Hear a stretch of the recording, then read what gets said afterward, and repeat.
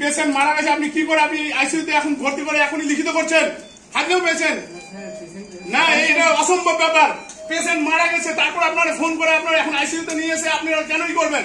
একটা পেশেন্টের আত্মীয় স্বজনের কোনো সমস্যা হচ্ছে না, আপনারা এমনি খালি ভর্তি করেছেন। এখন পেশেন্ট মারা গেছে, তো পেশেন্ট তো নাই, ডেথ, পেশেন্ট ডেথ, বডি ঠান্ডা হয়ে গেছে, কি করে আপনারা আইসিইউতে রেখেছেন? না কিসের জন্য আপনারা কি করছেন? বাড়িতে আমরা বলছেন রক্ত লাগবে, রক্ত লাগবে, পেশেন্ট মারা গেছে, আপনারা আর কি মারছেন? সাড়ে 6টায় ফোন করছেন, রাত্রে বললেন না যে এখন রক্ত লাগবে, রক্ত লাগবে, তো বললেন যে পরে পরে আইসিইউতে মরে গেছে পেশেন্ট, আর এখানে ফাইনাল মারছে মরে গেছে, ডেড বডিকে রেখে দিয়ে আমাদেরকে বিলের জন্য রেডি করাচ্ছে। সকাল সকাল আইসিইউতে বললেন কোন মালিক আছে? এটা মালিককে আমি আমার বাড়ি খাই আছো মালিক ডিএমএসপি সবদিকে ডাকবো, সারা শুয়ারের বাচ্চা, ডিএমএসপি কে ডাকবো, মমতা ব্যানার্জিকে জানাবো এখন, সারা শুয়ারের বাচ্চা কোথাকার এই এখানে করেছে। আমি এখন মমতা ব্যানার্জির কাছে খবর দেবো এটা যে আইসিইউতে ভর্তি করলে এক্ষুনি ডেড বডিকে কেন করলো আইসিইউতে?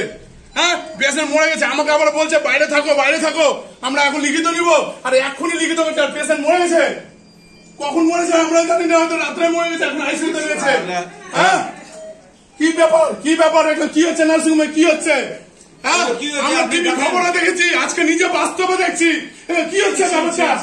হ্যাঁ, ডেড বডিকে আপনারা ভর্তি করলেন আইসিইউতে, এখন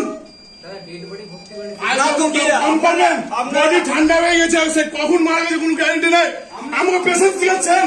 হ্যাঁ,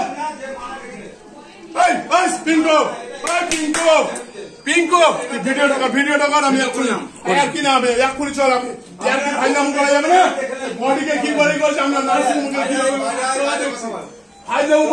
এটা ডাক্তার আছে, ডাক্তার ইনচার্জ আছে, একে বলে না বলার কিছু নাই, চল বডি মরে গেছে, বডিটা এখানে নিয়ে আসো, এই দেখো, চল দেখো বডি, হ্যাঁ চল চলো এগিয়ে আসো, আমি দেখছি এবার কি করে নার্সিং হোমে চিনেন না বাড়ি কোথায়।